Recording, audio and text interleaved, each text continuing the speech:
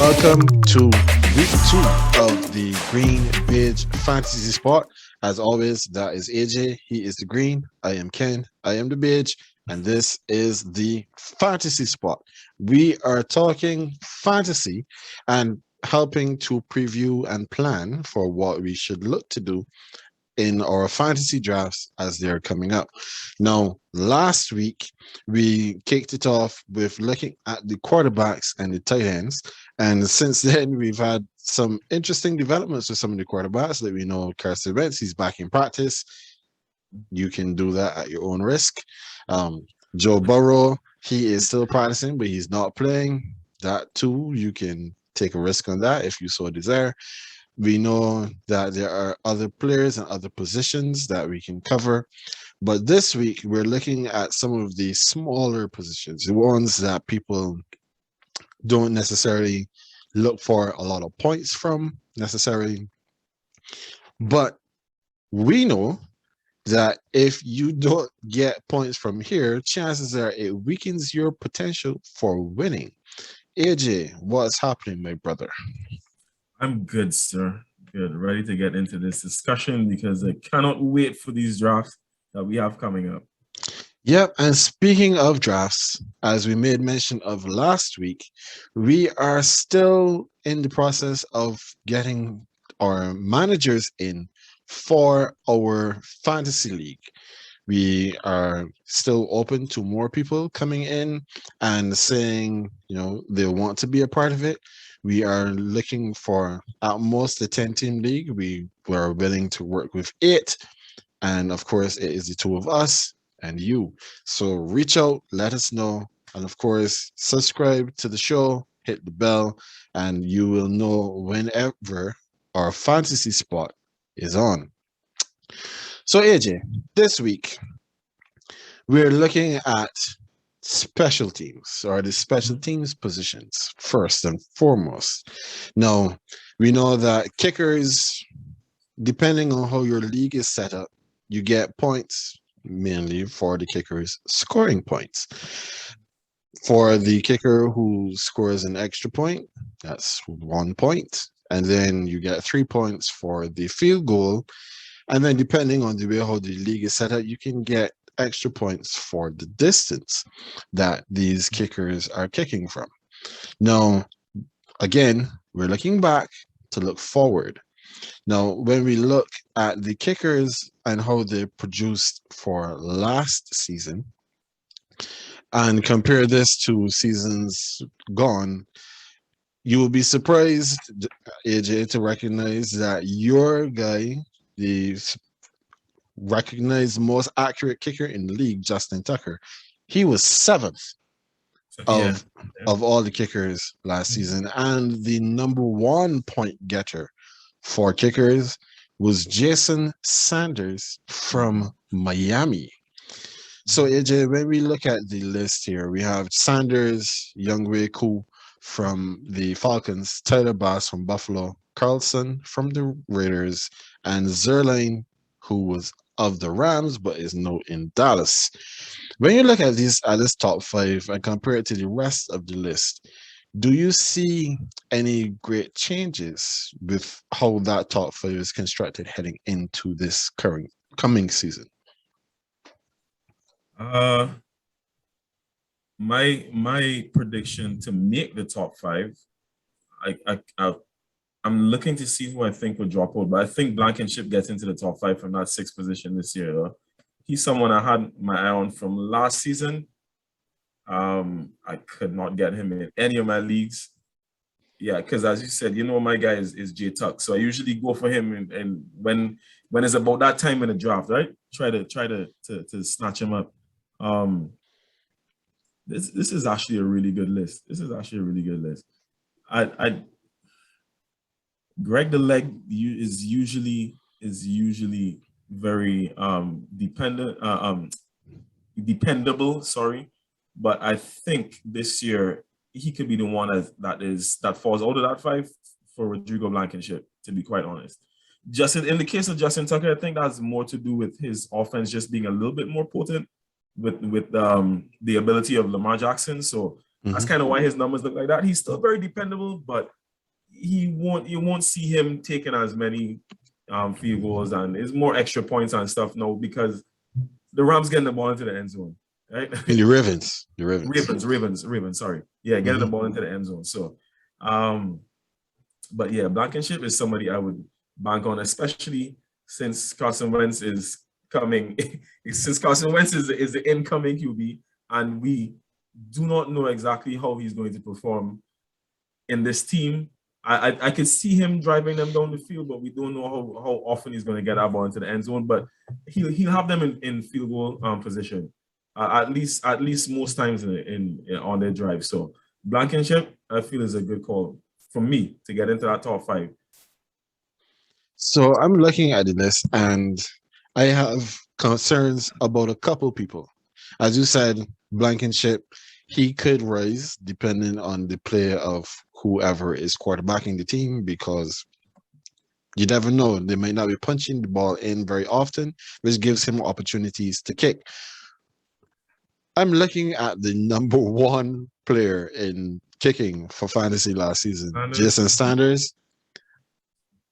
I I was shocked, honestly. I was surprised to see Sanders was number one because nobody thinks of Miami when you're thinking of offensive juggernauts and teams True. that are going to get the opportunity for your kicker to score points. Mm-hmm.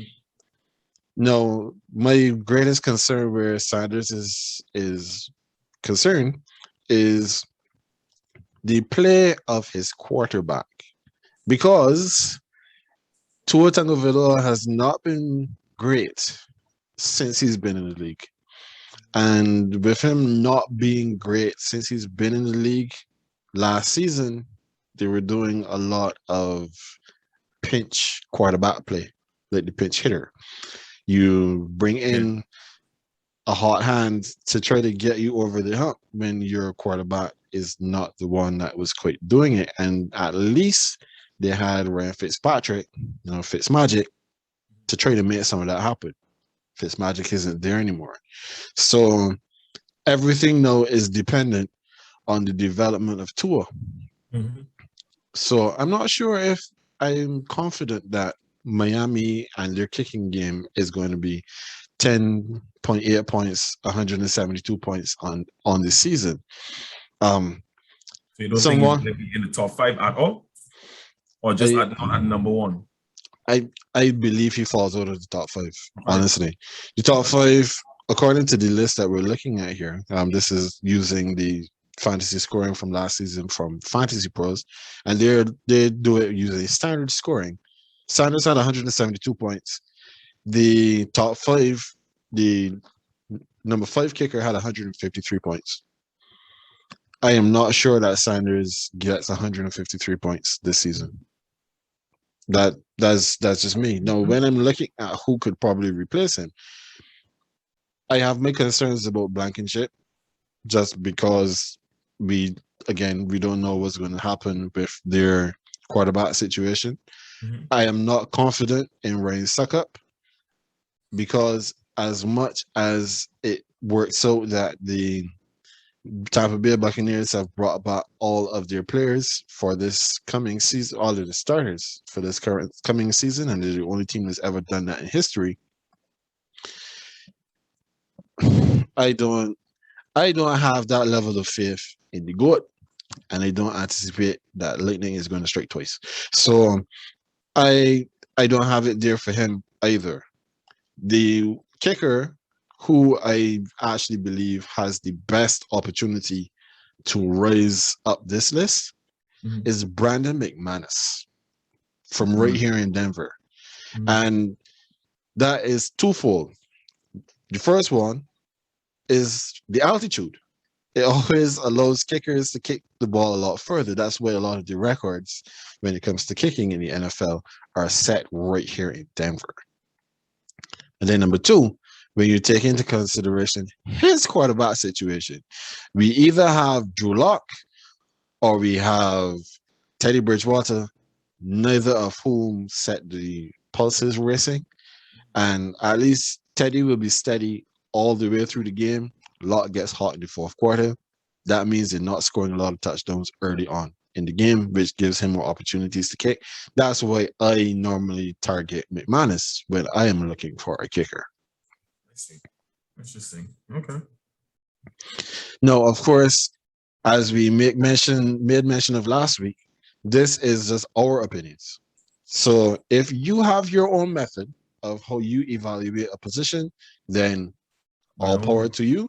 Yeah. But this is our process. We are putting our process out there so you can hear. And of course, it may work against us when it comes to the fantasy drafts this season, but we shall see. We have done relatively well for ourselves with our teams, and hopefully that will continue on this year. So we just spoke about the kickers, and then some fantasy games, some fantasy leagues, they include punters as well. So AJ, again, no, this one doesn't give us anything for the punters. So we're literally going now by the seat of our pants. When you think about the punters, who are the punters, or what is your method for picking a punter in fantasy?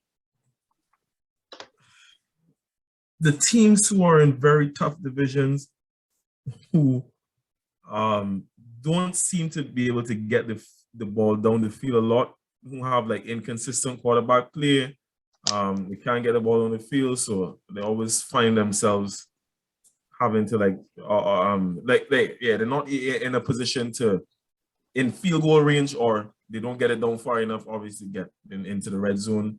And I'm just trying. While I'm on the spot here, I'm trying to remember, but I'm trying to remember who I had last year. I mean, I usually look for those, but at the same time, there are some good teams who just have punters who give you good numbers. Like they just because generally, like, they may be a bit inconsistent at the quarterback position, right? So even though they might put up some points some weeks, they might see a lot of the ball, but the quarterback can't do much with it. The offense can't do much with it. So then it's their job to get rid of it. So they're different processes. And to be quite honest, let me put this on the record now. I'm not fixed on a punter for the entire season. Like, I wouldn't, even if I draft one because they're available at the penultimate or the last round or whatever, or however we do it, I kind of go according to matchup. So when you stream your punters, I do stream my punters for the most part. When bye weeks come around, like if mine is on a bye, it would have to be like a top 5 punter for me to say, all right, you know what, let me bench him and see if I can make space for somebody else. Otherwise, I would stream, and that goes for the remainder of the season up until whoever is I picked up. Like, if I pick up somebody and he's really good, I'll keep him for a week or two maybe. If the matchup doesn't look right, if it looks like somebody that their team might dominate, yeah, I'll stream somebody else, pick up somebody else. The punter is that kind of position for me. I don't get too attached. Okay, fair enough. So my process is a little bit different to yours. I love for the teams that suck. I mean, I did start there, right? But I was just saying there's a lot more. Yeah, but go ahead. So that actually makes a lot of sense. So it does. Yeah, because if your team sucks, chances are your punter is going to get a lot of work. So the way how usually punters get their points, and I'm basing this on leagues that I've been a part of, that we've been a part of. Punters get their points based on their punt average, the number of punts that they have that land in the 20 or inside the 10. They might get bonus points for that. And so when you take that sort of stuff into consideration, someone who I have targeted many a time in drafts is Lachlan Edwards. His name I remember. And he is the punter from the Jets. Yeah, I remember that name, yeah. And the reason I target him is because the Jets suck. The Jets have been a very bad team generally speaking, but have been great for me and punting. So Lachlan Evers, he has usually been one of the top performers in the punting arena. Another player that I would often target, and I don't remember his name right now off the top of my head, but my rationale for him was not necessarily because he sucked, but similar to what I just said about McManus, is the punter from Denver because of the altitude. If even if he is kicking from the 20, if he has a good leg and he's decent, he can get that ball to the opposite 20. Right. So with that in mind, then I would be open to taking the Denver punter because I expect that he's going to kick the ball far. Now, we made mention in the show yesterday that the Houston Texans, their team is not supposed to be very good. They expect that their team is going to be probably picking first come next NFL draft. So if they have a punter that can actually kick the ball down the field, then that's somebody that you would think about. You would not think about getting the punter from the Chiefs because the Chiefs are supposed to have one of the better offenses. So when you're evaluating your punter, then you can do like what you do and stream the punter and just get the best punter that's available that week and take whatever points you get. Or you can look at the divisions and say, okay, this team is obviously one of the weakest. Their schedule is also not very good. They're going up against good defenses. That means that more than likely this guy is going to get some work. And when he gets work, I get points. Just something to think about. Yeah, I mean, yeah, that is it is a solid strategy, of course, but I mean, the only thing I would say about it is, and it's not that anything is wrong with it. It's just there's never really enough to go around though, when it comes to those guys. There's never really enough. So for me, that's why I don't bother to get attached because I don't find that I'm usually in a position or that I want to focus on. Like, yeah, I need this punter. When it comes to that position, it is always kind of like up in the air. Your strategy is a solid one though, but I will continue to stream when it gets to like at least halfway through the season. And when the buys come around and I need to make some space in that team on my roster, yeah. Fair enough. Now, another popular position that people tend to have in their drafts and in their leagues is team defense. Now, depending on how the league is set up, you may be able to get points for sacks. You will get points for fumbles, for interceptions, and defensive scores.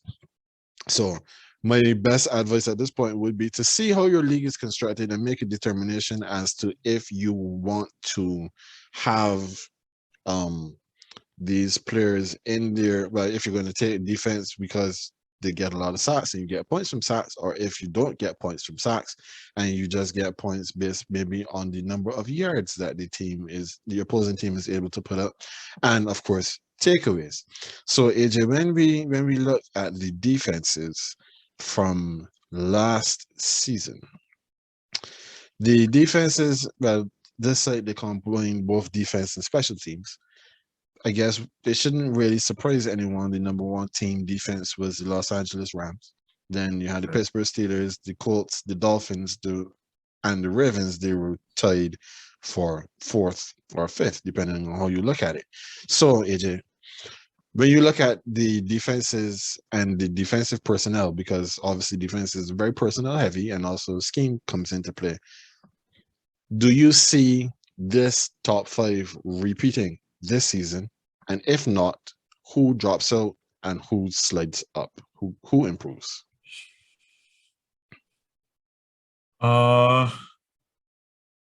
This is kind of hard though. This one kind of hard.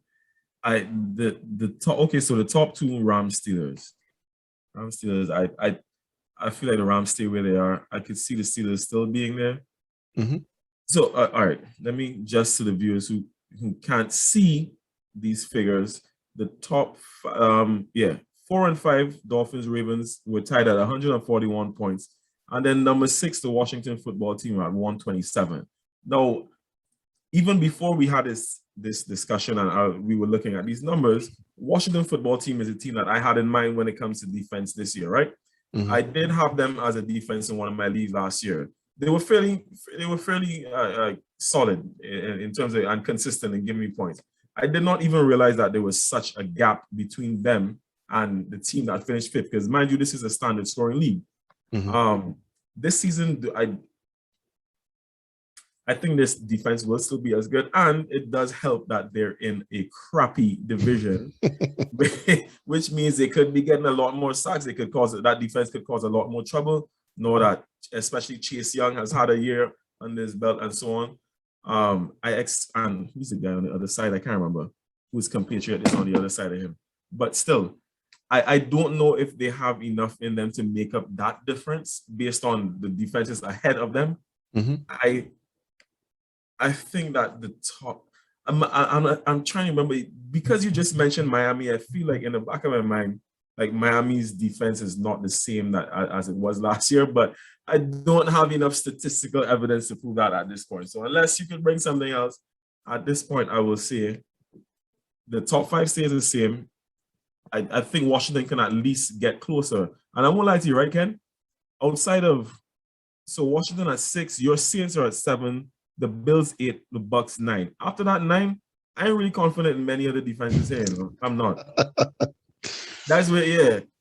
I want to get one of those top 9, and then after that, to me, it's kind of like, if I have to draft any of those others, I highly doubt I would. I feel like I might end up having to stream them as well as the weeks go by. I'm not confident in most of these defenses past the Bucks at 9. No, I think that the Bucks are well positioned to improve. Like I said, there is a lot of things where it comes to personnel and scheme, and returning all of their starters on the defensive side of the ball will bode well for them. I am concerned a bit about my Saints being at number 7. We are still slated or expected to have one of the best defenses in the NFL. However, we are thin at secondary. We lost quite a bit for our corners.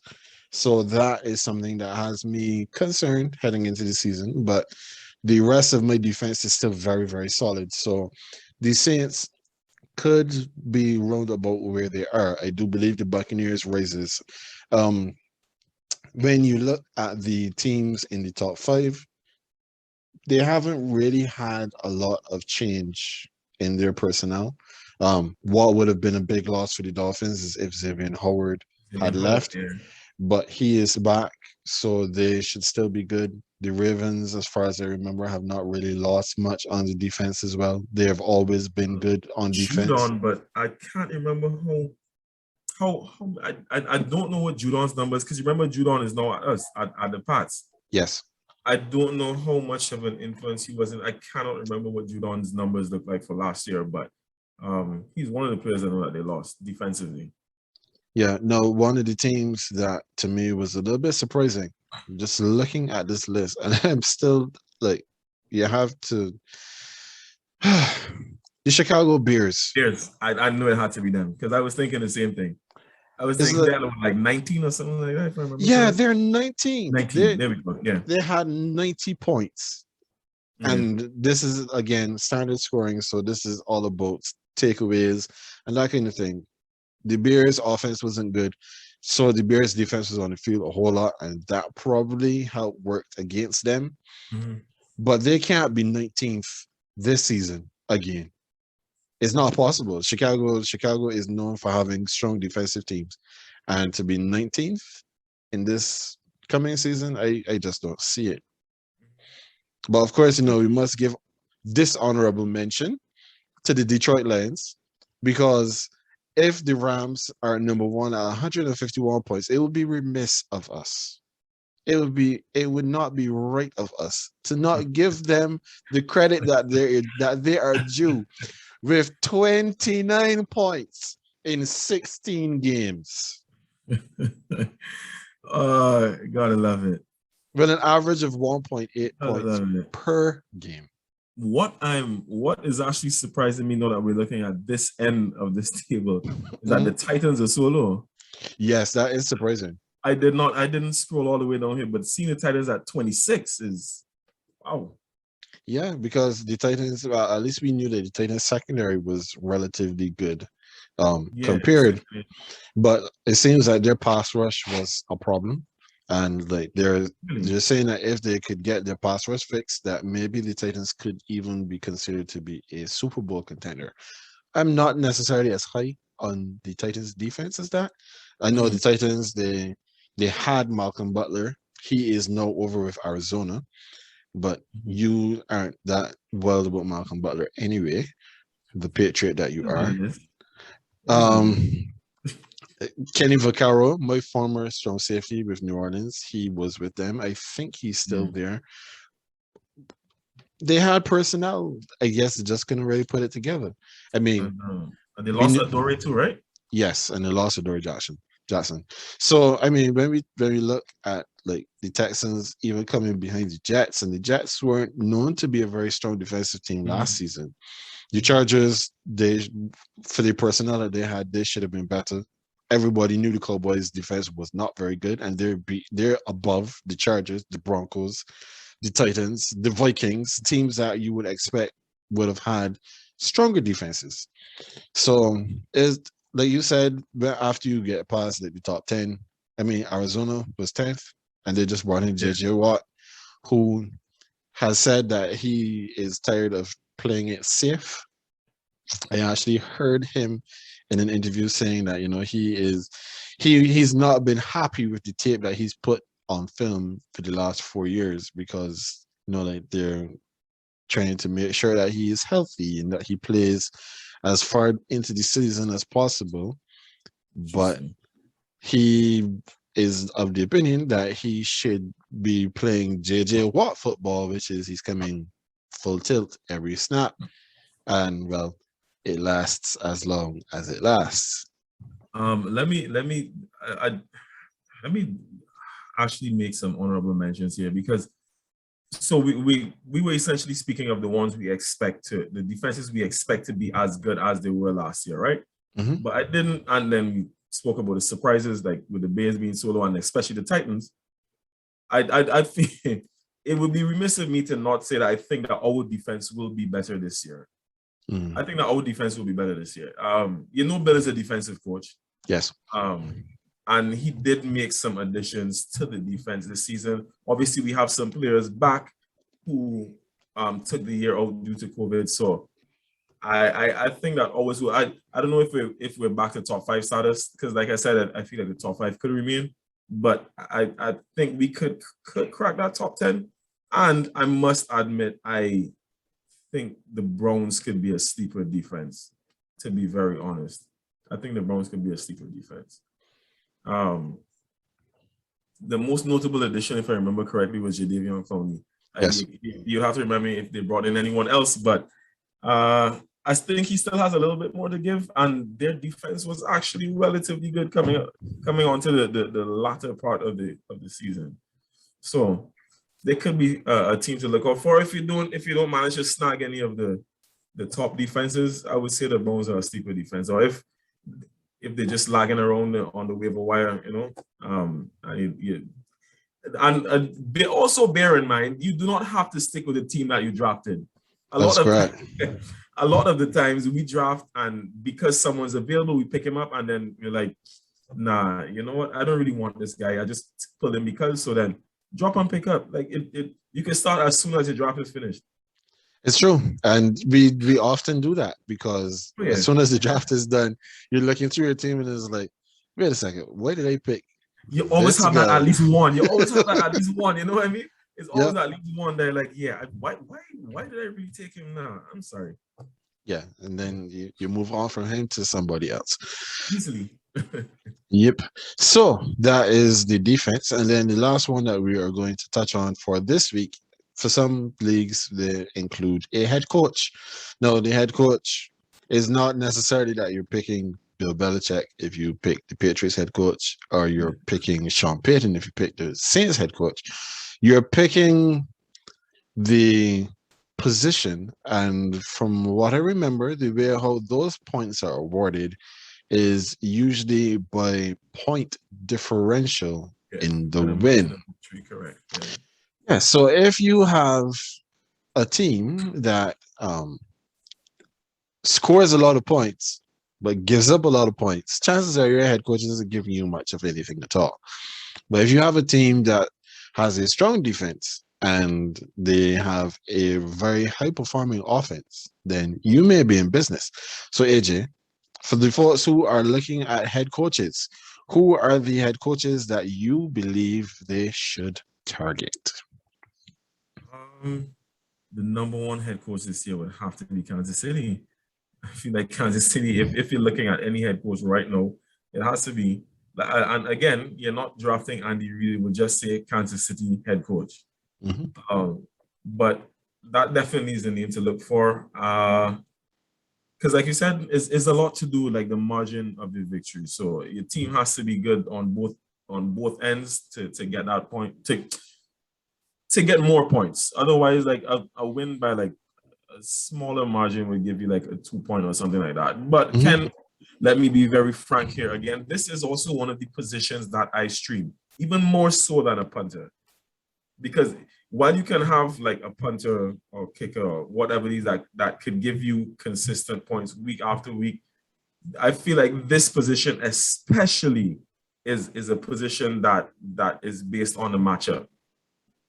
Because you can actually have, remember we mentioned the fact that there are not enough like punters and so on to go around. There are even less head coaches to go wrong when it comes to this, right? So I'm mentioning the Chiefs, but you know they hardly have head coaches to go around, Ken. So based on the matchup, you might, as you say, you look for the teams that suck and who they're playing every week, and pick the head coach that is playing a team that sucks. That is really what I do when it comes down to the wire, like in the latter part of the season. Again, I wouldn't do that necessarily from week one if I get a good enough coach, but again, I'm not tied to this position at all. So, like we just made mention of where the defenses are concerned, I believe that like defense is something that you probably may have to, especially if you're like heavy on defense for your particular league. That's something that you might have to spend some time and research and really look up and try to figure out. Yeah.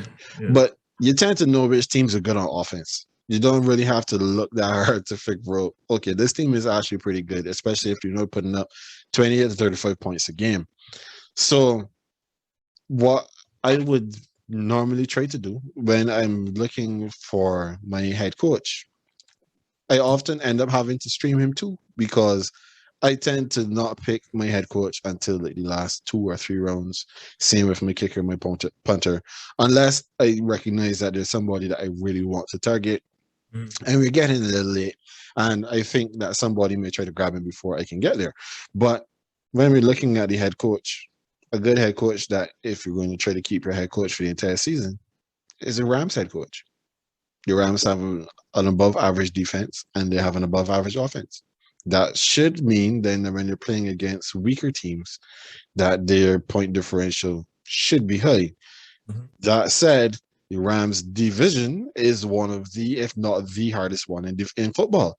So that is 6 games that chances are these scores are going to be a lot closer. Something to consider. The Pittsburgh Steelers, we really don't know yet what their offense is going to look like, because that's based on what Big Ben is able to do.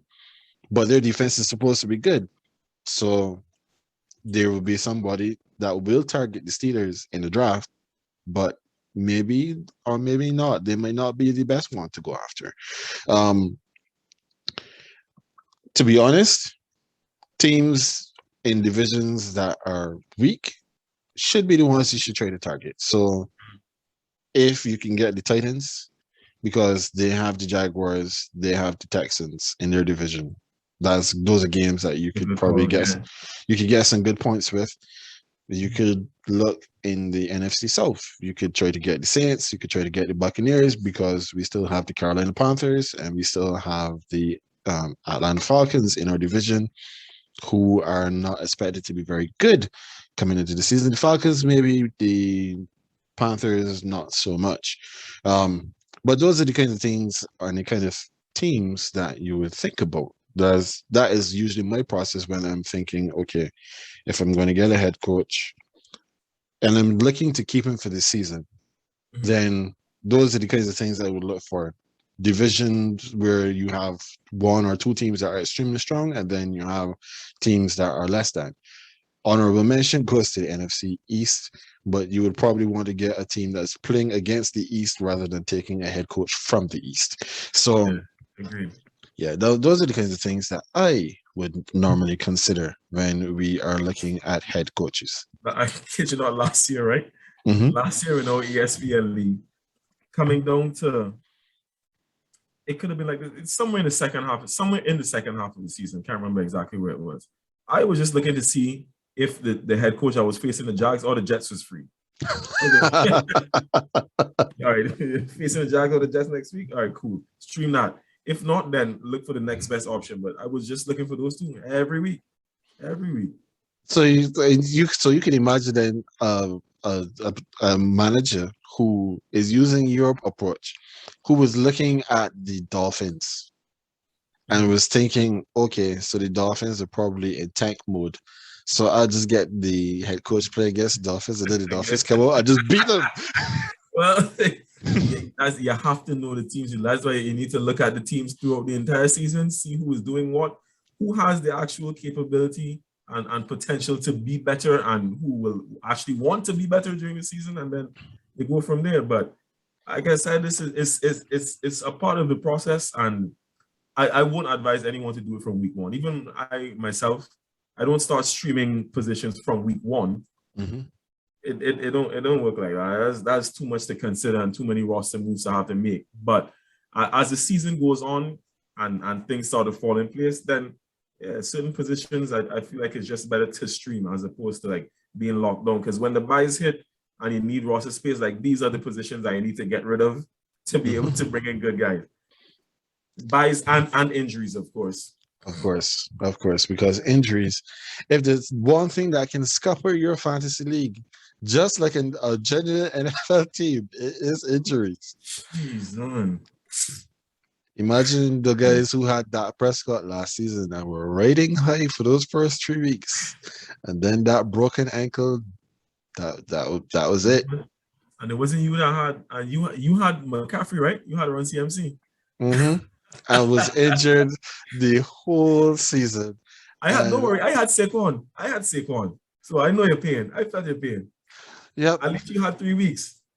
yeah, at least. So I mean that we've covered now the less glamorous positions for fantasy. Next week, for our final preview week, we're looking at the Hollywood positions. We're looking at the ones with the splash. We left them last on purpose. The wide receivers and the running backs. Yeah, These are the backbone of your fantasy league. So you will definitely not want to miss that. So again, our fantasy league, we're going to be looking to set the draft up soon. Get in. We'll see what else we can do as that progresses. You never know what we may come up with. It is going to be great. I think that is a good spot that we can leave it here for this week. Yeah, that seems like a good ending point. Yep. So jump in the fantasy league. This has been the Greenbridge Fantasy Sport. As always, that is AJ. He is the Green. I'm Ken. I am the Bridge. We will see you next Thursday.